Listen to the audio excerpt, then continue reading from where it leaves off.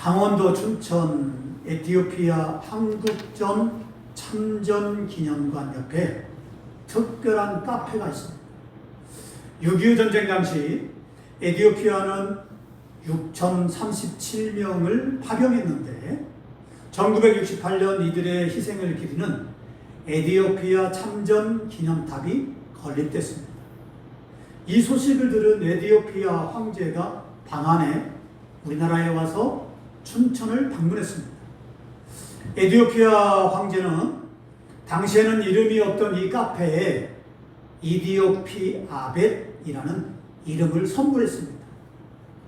카페 운영하던 사장님은 약속했습니다.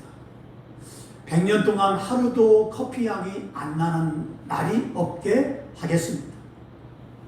그 후로 카페는 하루도 쉬지 않고 그리고 문을 열었습니다.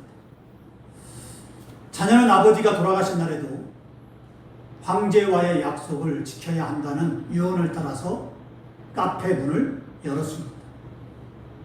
여기서 문득 포도주를 마시지 말고 집도 짓지 말라던 요나답의 가르침을 지키며 살았던 레갑 자손을 떠오릅니다. 그들은 성전으로 자신을 불러 이 포도주 잔을 내밀었던 에레미야의 권유도 거절했습니다. 하나님은 이런 레갑의 아들 요나답에게 내 앞에 설 사람이 영원히 끊어지지 아니하리라 라는 말씀을 주었습니다. 그래서 이 레갑의 족속들은 하나님 앞에서 끊임없이 쉼없이 하나님께 성소에 와서 하나님을 섬기는 사람이 되었습니다. 신의가 사라진 시대, 하나님과 사람을 향한 신의가 회복되기를 기대합니다. 본문은 함께 세워져가는 성전이라는 제목의 말씀이에요. 이 시간 우리는 본문을 통해서 하나님의 성전이 무엇이며 이 성전을 어떻게 함께 세워가야 하는지를 깨달으며 은혜를 받고자 합니다. 자, 에클레시아는 교회를 의미하는 헬라어입니다. 교회는 건물이 아닙니다. 오늘날 우리 교회하면 건물을 떠올립니다. 하지만 교회는 건물이 아니라 구원받은 성도들이 모인 공동체를 말합니다. 그러면 성전은 무엇일까요? 성전은 교회의 건물을 의미합니다. 하지만 엄밀히 말하면 성전은 하나님이 임재하신 곳을 말합니다. 이스라엘 백성들은 솔로몬 성전이 세워지기 전 모세를 통해서 지어진 성막에서 하나님께 번제 즉 예배를 드렸습니다. 이런 성막은 일종의 큰 텐트입니다.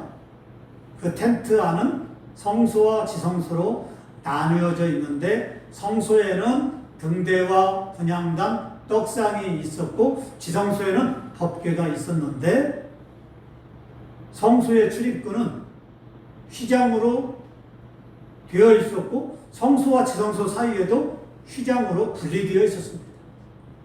하나님은 법궤가 있는 지성소에서 이 제사장을 통해 이스라엘 백성을 만나 주었습니다. 이후 솔로몬 성전이 지어졌는데 이 크기와 재료만 달랐지 이 성막과 동일한 모양으로 지어졌습니다. 이런 성전이 오늘날 교회의 건물입니다. 다시 한번 쉽게 말씀드리면 교회는 성도들이 구원받은 성도들이 모인 공동체고 성전은 하나님이 임재하고 계신 곳 교회 건물을 말합니다. 우리가 교회를 말할 때 생명샘 교회 하게 되면 거기 만성도에 있어. 그 만성동 5층 그 상가 건물에 있지? 이렇게 말합니다. 그런데 그거는 반은 맞고 반은 틀립니다. 자, 이 교회는 구원받은 성도들이 모인 공동체입니다. 바로 우리가 예배드리는 이곳, 바로 여기가 공동체가 바로 교회예요. 그러면 우리가 야유예배에 있어가지고 저 어디 가가지고 야유예배를 드리면 거기가 교회예요. 거기가. 그러니까 우리가 모인 곳이 교회예요. 그러면 여기 예배 드리는 이 장소는 어디입니까? 자, 여기 보세요. 예배 드리는 이 장소는 바로 성전이에요. 성전. 교회는 예수님이 십자가에 피 흘려 죽으심으로 세워진 그리스도의 몸입니다. 예수님을 믿고 구원받은 성도들이 모인 공동체가 바로 교회인데, 교회는 성도 한 사람 한 사람이 모여서 교회를 이룹니다. 중요한 것은 교회든 성전이든 하나님이 임재하고 함께하고 있느냐입니다. 제 아무리 교회 건물이 크고 멋있고 웅장하게 지어놓았다 할지라도 하나님이 임재하지 않는 건물은 성전이 아닙니다. 또한 제 아무리 많은 사람이 모였다 할지라도 하나님이 임재하지 않으면 그 모임은 교회가 아닙니다. 그러므로 하나님이 임재하고 함께해야 성전이 되는 것이고 교회가 되는 것입니다. 할렐루야. 아멘. 그러면 왜 하나님께서 교회를 세우셨을까요? 왜? 교회를 통해서 세상을 구원하기 위해서입니다. 하나님이 교회를 세운 목적은 하나예요. 세상을 구원하기 위해서. 교회를 뜻하는 헬라어 에클레시아, 그 뿌리는 원래 종교 용어에서 나온 것이 아니라 고대 그리스의 미네에서 나왔습니다. 미네가 뭡니까? 사람들이 모인 회의예요.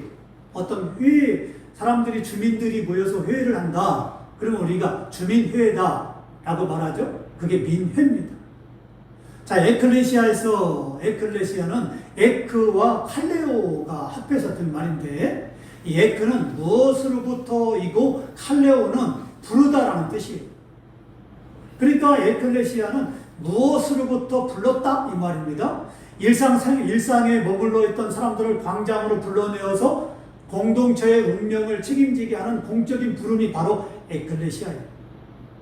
그래서 이 고대 시대에는요, 에클레시아 이 모임을 가지려면 어떻게 하냐, 전쟁이 일어났을 때 종을 막 칩니다. 나팔을 붑니다. 그러면 사람들이 다 광장에 모입니다. 그리고 어떤 나라에 큰 일이 있을 때 나팔을 붑니다. 그리고 종을 칩니다. 하게 되면 사람들이 다 모입니다. 그래서 회의를 열고 전쟁이 일어나게 되면 어떻게 방어할 것인가, 어떻게 적을 물리칠 것인가, 이 모임이 무엇을 말하냐면 에클레시아. 바로 교회는 그런 에클레시아입니다. 근데 그 사람들과 다른 게 무엇입니까?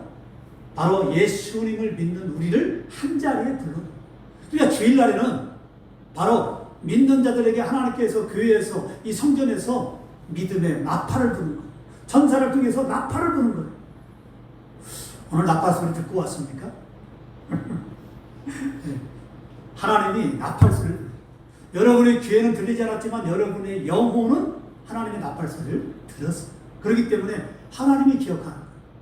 하나님이 기억나고, 그리고 맞아, 오늘 주일이지, 맞아, 교회 가야 돼, 예배 드려야 돼, 이렇게 우리가 기억나고 생각나게 하는 건 누가 하시냐면 성령이세요. 성령께서 우리를 끌어당깁니다. 성령께서 우리를 부르십니다. 바로 성령께서 우리 귀에 속삭입니다. 와라, 성전에 모여라, 이렇게 말씀해 주기 때문에 우리가 하나님이 기억나고 생각나는 것입니다. 바로 이렇게 부름에 불러서 한 자리에 모아서 있는 공동체가 에클레시아인데, 오늘날에는 교회를 말합니다. 하나님이 아브라함을 선택하신 이유, 아브라함 한 사람만 복을 주기 위함이 아니라 아브라함을 통해서 모든 민족, 열방이 복을 받게 하기 위해서 그렇습니다. 이스라엘을 제사장 나라로 세우신 목적도 이와 같습니다. 하나님께서 이스라엘만 복주고 구원하기 위해서 아니라 이스라엘 통해서 모든 민족을 구원하기 위해서 복주려고 이스라엘을 먼저 불렀던 거예요. 그러면 오늘 우리도 마찬가지예요. 하나님이 우리를 먼저 불렀습니다. 먼저 부른 목적이 뭡니까? 하나님이 너에게 복을 주겠다, 내게 구원을 주겠다, 내가 천국을 약속해 주겠다, 영원한 생명을 주겠다라고 우리에게 약속의 말씀을 주었습니다. 그러면 하나님은 우리에게만 준 것이 아니라 우리를 통해서 누군가 구원받을 사람이 있기 때문에 우리를 먼저 부른 것 뿐이에요. 그럼 우리는 어떻게 합니까? 많은 사람들이 오늘날 교회 가서 예배 드리고 하나님을 섬깁니다. 근데요, 오늘날에는 그것으로 끝이에요. 바빠서, 내가 피곤하기 때문에 힘들어서 눈코 뜰 수 없어서 복음 한마디도 1년 내내 전하지 않은 사람 많습니다. 그냥 교회만 왔다 갔다 해요. 그래서 복음에 전하라고 말하면 목사님 그런 소리 마세요. 제가 얼마나 아픈지 아십니까? 그래서 많은 사람들이요 너무나 아프기 때문에 복음을 전하지 않아요. 그건 사명을 잃어버립니다. 여러분 말씀드렸죠? 이 종의 사명은 뭡니까? 이렇게 울려야 돼요. 근데 종을 아무리 눌러도 이 종이 소리가 안 나요. 마이크가 있는데요. 마이크가 이게 소리가 나야 이게 사명이죠. 그렇죠? 자, 이 에어컨의 리모컨은 작동이 돼야 됩니다. 아무리 눌러도 작동이 안 돼요. 건전지를 바꾸고 작동이 안 됩니다. 그럼 어떻게 해야 돼요? 이거 버려야 돼요. 사명이라는 건 이겁니다. 리모컨의 사명은 저 에어컨이 누르면 전원이 켜지는 거예요. 시원한 바람이 나오는 거예요. 마이크는 소리를 전달하는 거예요. 종은 울리는 거예요. 우리의 사명은 복음을 전하는 거예요. 내가 살아있음, 내가 하나님이 택한 이유, 하나님 택한 목적, 그거는 하나님이 나에게 사명을 줬는데 그것은 복음을 전하는 거예요. 그래서 내가 한 달이 가고 1년이 가고 10년이 가고 내가 죽을 때까지 복음을 전하지 않는다면 사명을 잃어버린 거예요. 본질이 없는 거예요. 고장난 거란 말이에요.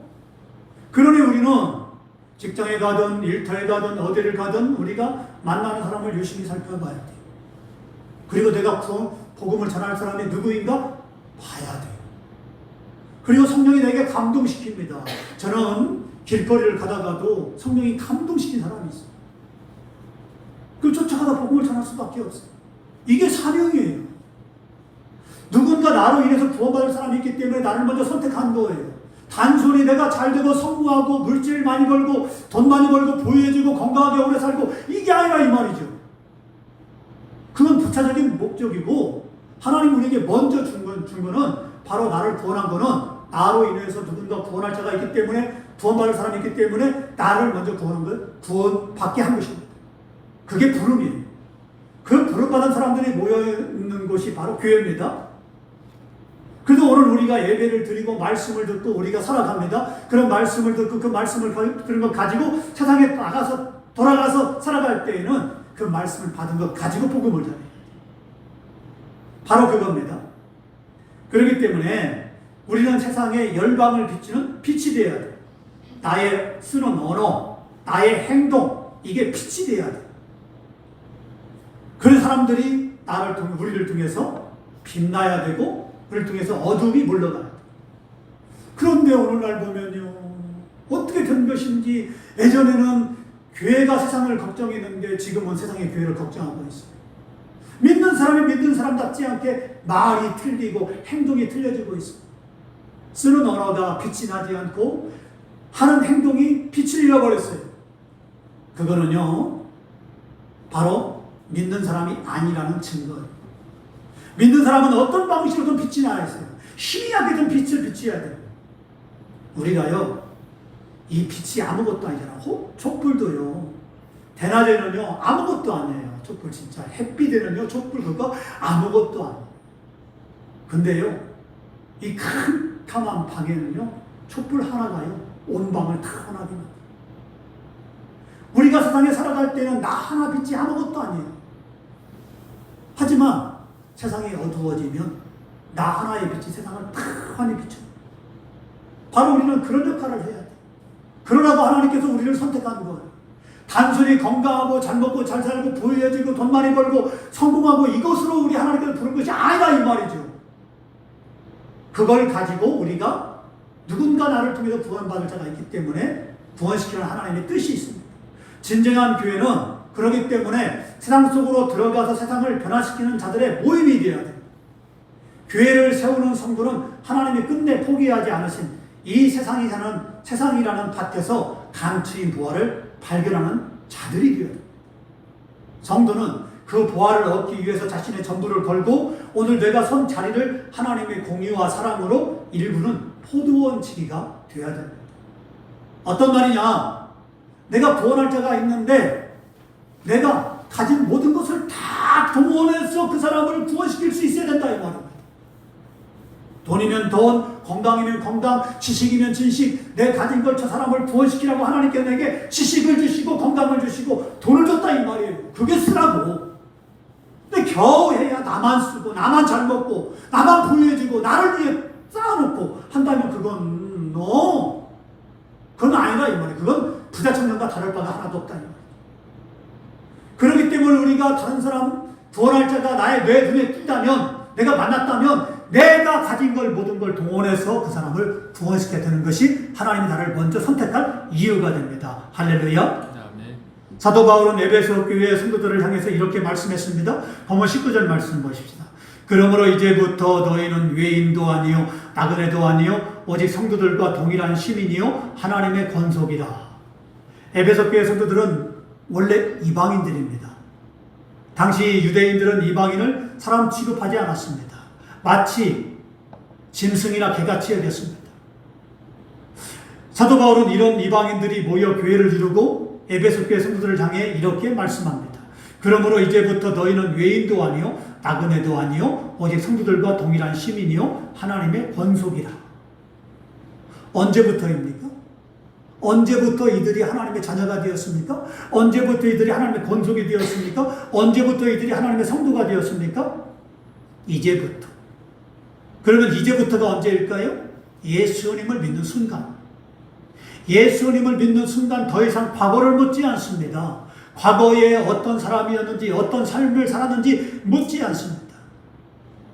예수님은요, 주님의 나라가 임할 때 자신을 기억해달라라고 말했던 십자가의 강도. 그 사람이 죽어가면서 예수님과 함께 십자가에 못 박혔지만 예수님 바라보면서 주여 주님의 나라가 임할 때 나를 기억해 주시옵소서 라고 말할 때 예수님 뭐라고 했습니까? 오늘 네가 나와 함께 낙원에 있을 것이다. 네가 어떻게 살았냐, 잘 먹고 네가 이제는 과거를 묻지 않아요. 그 사람이 강도였던 살인자였던 어떤 삶을 살았던 과거를 묻지 않고 그 순간 예수님을 고백하는 순간 그 믿음을 보시고 그에게 구원의 축복을 허락해 주었습니다. 할렐루야. 아멘. 바로 오늘 그것입니다. 사도 바울이 전한 복음을 듣고 예수님을 믿게 된 에베소 사람들이 모여서 에베소 교회가 세워졌습니다. 사도 바울은 이런 에베소 교회 성도들을 향해서 너희는 더 이상 외인도 아니요 나그네도 아니요 오직 성도들과 동일한 시민이요 하나님의 권속이라고 말해줬습니다. 그렇습니다. 그러니 사도 바울이 에베소 교회 성도들이 예수님 믿을 때 유대인이나 헬라인이나 차별이 없어졌다. 그럼 모두가 그리스도 예수 안에서 한 하나님의 자녀가 되었다라고 말해줍니다. 로마서 10장 12절 말씀 보면요, 유대인이나 헬라인이나 차별이 없습니다. 한 분이신 주께서 모든 사람의 주가 되사 그를 부르신 모든 사람에게 부여하시도다 그랬습니다. 유대인이나 헬라인이나 차별이 없다. 그죠? 교회는 이 말씀처럼 남녀노소 지위고와 민족과 피부색을 막론하고 차별이 없어야 됩니다. 미국에는요, 지금은 모르겠어요. 미국에는 한때는요, 흑인교회, 백인교회 이렇게 있었어요. 흑인들이 백인교회 가려면 못 오게 막아요. 이상하다. 아니, 흑인이나 백인이나 예수 믿는 사람이 한 형제요, 한 자매요, 하나님의 백성인데. 그래, 흑인교회 사람들이 여행 가가지고, 교회가 눈에 띄어가지고 예배드리러 가려고 하는데, 백인들이 막아요. 못 들어옵니다. 이건 백인교회입니다. 흑인교회 가십시오. 막아버리는 거예요. 그게 무슨 교회입니까? 그래서 그리스도 예수 안에는 유대인이나 헬라인이나 남녀노소 지고와 막론하고 피부색을 막론하고 차별이 없어야 돼. 그게 교회예요. 한때 우리나라도 있었어요. 가난한 교회, 부자 교회. 부자들만 모이는 교회. 그래서 가난한 사람들이 오면 못 오게 만들어요. 이건 교회가 될 수 없어요. 교회는 가난하든 부자이든 상관없어요. 다 들어오시오. 문 열었을 때 들어오시오. 문 열었을 때 들어오시오. 이렇게 되는 교회가 교회입니다. 교회는 절대 차별이 있어서는 안 됩니다. 부자나 가난한 자나 높은 자나 낮은 자나 많이 배운 자나 적게 배운 자나 절대 차별이 있어서는 안 됩니다. 왜냐하면 그리스도 예수 안에서는 같은 형제요 자매요 한 가족이기 때문에 그렇습니다. 할렐루야. 사도행전 10장을 보면 베드로가 성령의 지시하심을 따라 가이사라에 사는 이방인 고넬료의 집에 가서 말씀을 전하러 갔습니다. 베드로가 고넬료의 집에 도착하니까 고넬료가 가족들과 친척들을 다 불러 모았어요. 기다리다가 베드로가 문을 딱 열고 들어오는 순간 베드로 앞에 납작 엎드려서 절을 합니다. 베드로에게 절을 하는 거예요. 자, 그때 베드로가 고넬료를 일으키며 이렇게 말합니다. 일어서라. 나도 사람이다. 나는 결단코 예수님도 아니고 하나님도 아니다. 오직 이렇게 경배받을 분은 하나님밖에 없다. 일어서라. 이렇게 세웁니다. 그리고 십자가의 복음을 전했습니다. 이때 성령이 베드로를 통해서 복음의 말씀을 듣는 모든 사람에게 성령이 임했습니다. 이런 놀라운 모습을 본 베드로와 함께 온 할례받은 성도들이 이방인들에게도 성령의 부어주심을 말미암아 깜짝 놀랐습니다. 이에 베드로가 이렇게 말합니다. 이 사람들이 우리와 함께 성령을 받았으니 누가 능히 물로 세례 베품을 그 말이요 라고 예수님의 이름으로 고넬료의 집에 있는 모든 사람에게 세례를 베풀어 주었습니다. 그때까지만 해도요, 이 유대인이면서 예수님 믿고 구원받은 사람들이 이방인들이 설마 예수 믿어? 이방인들에게 성령이 임해? 에이, 설마. 우리에게는 성령이 임하지만 그들이 예수님 믿겠다고 하지만 그들에게는 성령이 임하지 않은 것이다. 이렇게 생각했는데 이방인인 고넬료 집에 가서 말씀을 전하니까 그들에게 막 성령이 불붙듯이 임하는 거예요. 그러니까 같이 온 할례받은 유대인 그리스도인들이 깜짝 놀라는 거예요. 야, 이게 뭐냐? 우리만 성령 받은 게 아니라 이 사람들에게 성령이 임하는구나. 그렇다면 같은 형제네. 그러면 이들에게 세례를 주는 것은 우리가 금해서는 안 되겠구나. 베드로가 여러 번 모이십시오 라고 하고 세례를 베풀어 줍니다. 자, 이렇게 바로 세례를 베풀어 주는 것, 이렇게 예수 믿는 것, 이것이 중요합니다.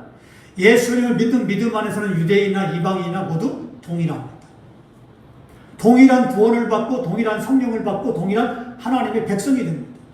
오늘날에도 이것은 마찬가지입니다. 사도 바울이 오늘 우리에게 말씀하고자 하는 것이 바로 이것입니다. 그리스도 예수 안에서는 차별이 없습니다. 모두 교회도 교파만 다를 뿐 모두 하나입니다. 만일 다르다라고 말하면 그 사람과 그 교회는 이단입니다. 한때요, 예장교회에서, 저도 예장 출신인데, 예장교회에서는 기장을 이단이다, 교회가 아니다 라고 그렇게 가르쳤어요. 예? 그래서 제가 기장교회를 갈 때만 해도 예장 목사님이 그렇게 가르쳤어요. 기장교회는 가서는 안 된다, 이단이다. 제가 기장교회로 교회를 옮겼어요. 청년 때 예배를 드렸어요. 동일한 하나님의, 동일한 성령이 임했어요. 하나님이 그 교회에서 저에게 수많은 하나님의 음성을 들려주고 수많은 환상을 보여줬어요. 그거 가짜입니까? 그리고 하나님의 놀라운 응답을 많이 받았어요. 같은 교회이기 때문에 하나님이 이렇게 역사하는 거예요. 그래서 오늘날 기장하면 예장이나 감리교든 기장이든 성결교든 상관없이 모두가 하나님의 동일한 교회고 같이 모이면 같이 하나님을 섬기고 같이 찬송을 부르고 같이 하나님께 영광을 돌립니다. 바로 교회는 이렇게 어떤 사람을 막론하고 함께 모여서 교회를 세워 나가야 됩니다. 부자이든 가난하든 많이 배웠든 못 배웠든 피부색에 상관없이 어떤 사람과 관계없이 국적과 상관없이 같이 모여서 하나님의 교회를 세우고 성전을 지어져 가야 됩니다. 바로 그게 하나님이 우리를 부르신 목적입니다. 할렐루야.